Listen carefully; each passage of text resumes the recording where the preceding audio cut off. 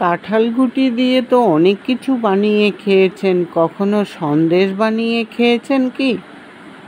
কাঁঠাল খাওয়ার পর দানাগুলো কিন্তু আমরা অনেক দিন রেখে খেতে পারি।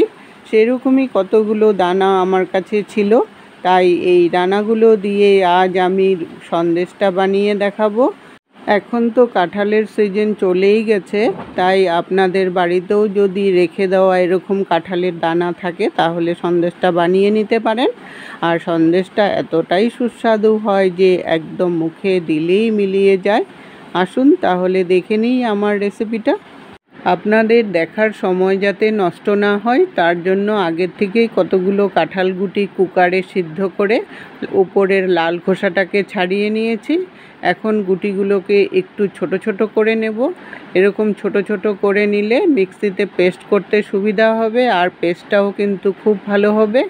আর কাঁঠাল গুটিগুলো সিদ্ধ করার পর অনেকটাই নরম হয়ে গেছে, তাই এটাকে পেস্ট করতে কিন্তু অতটা অসুবিধা হবে না। এমনি যদি শুকনো ভিজিয়ে পেস্ট করেন ওটা কিন্তু অনেকটাই কষ্টকর হয়ে যায়। সবগুলো কাঁঠাল গুটি ছোট ছোট করে কেটে নিলাম। তারপর এগুলো মিক্সিতে এখন পেস্ট করব। মিক্সিতে দিয়ে সাথে আপনারা জল দিয়েও পেস্ট করতে পারেন, কিন্তু জল দিয়ে পেস্ট করলে টেস্টটা কিন্তু একদমই পাবেন না সন্দেশে। তাই এটাকে দুধ দিয়ে পেস্ট করতে হবে, তাহলেই সন্দেশের টেস্ট আসবে। আর দুধটা আন্দাজ মতো দিবেন, যদি পেস্ট করতে গিয়ে অসুবিধা হয় তাহলে আরেকটু দিতে হবে। আমি আধা প্যাকেট দিয়ে দিলাম, যদি প্রয়োজন হয় তাহলে আরেকটু পরে দিয়ে পেস্ট করে নেব। পেস্টটা আমার হয়ে গেছে। একটা স্মুথ পেস্ট বানাতে হবে, তাহলেই সন্দেশগুলো কিন্তু খুব ভালো হবে। পুরো 1 প্যাকেট দুধ লেগেছে আমার এটাকে পেস্ট করতে। আর পেস্টটা খুব একটা পাতলা রাখবেন না, তাহলে রেসিপিটা বানাতে কিন্তু অনেকটা টাইম লেগে যাবে। আমি পেস্টটা বানিয়ে নিয়ে একটা বাটির মধ্যে নিয়ে নিলাম। দেখুন পেস্টের ঘনত্বটা এরকম হতে হবে, তাহলে রেসিপিটা কিন্তু খুব ভালো হবে। এখন আমি সন্দেশটা বানানো শুরু করব। কড়াই বসিয়ে 2 চামচ ঘি দিয়ে দিলাম। সন্দেশটা কিন্তু ঘিয়েই বানানোর চেষ্টা করবেন, তাহলে ফ্লেভারটা কিন্তু খুব সুন্দর হবে। এমনিতে কাঁঠাল গুটির কিন্তু কোনো গন্ধ বা টেস্ট নেই, তার জন্য এটার মধ্যে টেস্ট আর গন্ধ আনার জন্য এক্সট্রাভাবে জিনিসগুলোকে দিতে হবে, তাহলেই সন্দেশটা খেতে খুব ভালো লাগবে। ঘিটা গরম হয়ে যাওয়ার পর তারপর এটার মধ্যে আমি পেস্টটাকে ঢেলে দিলাম। পেস্টটা ঢেলে এখন অনবরত মিডিয়াম আঁচে নাড়তে থাকবো।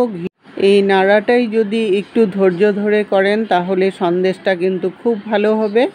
অনবরত নাড়তে নাড়তে যখন অনেকটা শুকিয়ে গেল তখন এটার মধ্যে আমি আরও 1 চামচ ঘি দিয়ে দিলাম। এই নেড়ে নেড়ে অল্প পরে পরে যদি একটু ঘি দিতে থাকেন তাহলে নিচেও লেগে যাবে না, আর রঙটাও কিন্তু খুব সুন্দর হবে, আর ফ্লেভারটাও কিন্তু খুব সুন্দর হবে। প্রায় 10-15 মিনিট নাড়তে নাড়তে যখন অনেকটা শুকিয়ে গেল তখন এটার মধ্যে আমি স্বাদ অনুসারে মিষ্টি দিয়ে দিলাম। আমি ছোট্ট সাইজের 1 বাটির মিষ্টি দিয়ে দিলাম চিনি। আপনারা মিষ্টিটা আপনাদের টেস্ট অনুসারে দিয়ে নিতে পারেন। চিনিটা দিয়ে এখন অনবরত নাড়তে থাকবো। চিনিটা যখন গলে যাবে তখন দেখবেন ব্যাটারটা একটু পাতলাও হয়ে যাবে, একটা লিকুইড লিকুইড ভাব হয়ে যাবে। এই সময় কিন্তু গুঁড়ো দুধটা দিতে হবে। আমি ছোট্ট সাইজের 1 প্যাকেট আমুল দুধ নিয়েছি। এখন দুধটাকে কেটে অল্প অল্প করে দিতে থাকবো আর অনবরত মিশাতে থাকবো। একটু পাতলা করে নিয়ে তারপর গুঁড়ো দুধটা দিলে কিন্তু খুব সুন্দর করে মিশে যায়। আর দুধটা অল্প অল্প করে দিতে হবে, একবারে কিন্তু পুরো দুধটা দিলে চাক্কা হয়ে যাবে, সব কিছুর সাথে ভালোভাবে মিশবে না, তখন রেসিপিটা খেতে কিন্তু ভালো লাগবে না। দুধটা অল্প অল্প দিয়ে পুরো প্যাকেটটাই আমি ভালো করে মিশিয়ে নিলাম। মিশিয়ে এখন অনবরত শুকাতে থাকবো। দুধটা নাড়তে নাড়তে যখন পুরোপুরি ভালোভাবে মিশে গেল তখন এটার মধ্যে 4টা এলাচ গুঁড়ো করে নিয়েছি, ফ্লেভারটা তাহলে আরও সুন্দর হবে। এলাচটা এখন মিশিয়ে এখন শুকাতে থাকবো। এই কাঁঠাল দানার সন্দেশের রেসিপিটা কিন্তু সম্পূর্ণই আমার নিজস্ব রেসিপি। আমি কোথাও দেখেছি বা কাউকে বানাতে দেখেছি তাই না, এটা আমার সম্পূর্ণ নিজস্ব আইডিয়াতেই বানাচ্ছি। আর একটু ঘি দিয়ে দিলাম। ঘি দিয়ে এখন নাড়তে থাকবো। এই সময় ব্যাটারটা যত ভালো করে শুকাবেন আর যত টাইট হবে সন্দেশগুলো কিন্তু ততটাই শক্ত হবে আর থাকবেও কিন্তু অনেক দিন। শুকাতে শুকাতে যখন দেখবেন একদম কড়াই থেকে উঠে আসলো আর একটা শক্ত ভাব চলে আসছে, একটা নাড়ুর আকারে সৃষ্টি হয়ে যাচ্ছে ব্যাটারটা, তখনই বুঝবেন যে পাকটা একদম রেডি হয়ে গেছে। নামিয়ে একটা থালার মধ্যে একটু ঠান্ডা করে নেব। একদম গরম গরম তো এটা বানানো যাবে না, তাই একটু ঠান্ডা করে নিয়ে এটাকে বানাতে হবে।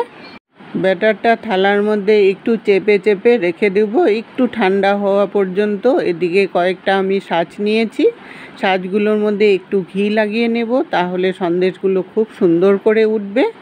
সবগুলো সাঁচের ফাঁকার মধ্যে ঘিটা কিন্তু একটু ঢুকিয়ে ঢুকিয়ে দিবেন, তাহলে সন্দেশের ডিজাইনটা কিন্তু খুব সুন্দর করে উঠবে।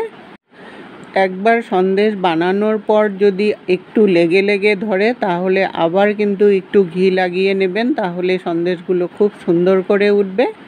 এখন অল্প অল্প করে ব্যাটার নিব আর এটাকে চাপিয়ে চাপিয়ে দিব চারিদিকটা যাতে সমান করে হয়, আর একটু পাতলা করে দেব। এই পাতলা মোটাটা আপনাদের খুশি মতো করে নিতে পারেন।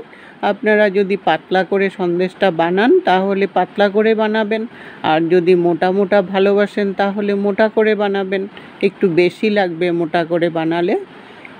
সবগুলো সন্দেশ সাঁচের মধ্যে রেডি করে নিয়ে তারপর প্রথম সাঁচটা যেটার মধ্যে ভরেছিলাম ওইটাকে আগে খুলবো, কারণ ওইটা আগে ঠান্ডা হয়ে গেছে, আর ওইটাকে খুললে পট করে খুলে আসবে।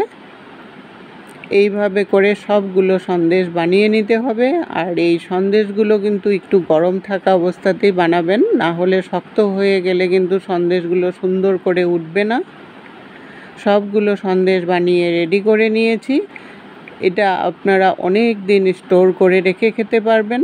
মুড়ির মধ্যে যদি রেখে দেন তাহলে সন্দেশগুলো কিন্তু অনেক দিন শক্ত থাকবে। এতক্ষণ সঙ্গে থাকার জন্য আপনাদেরকে অসংখ্য ধন্যবাদ বন্ধুরা। আবার দেখা হবে নতুন রেসিপির সাথে। সুস্থ থাকুন, ভালো থাকুন।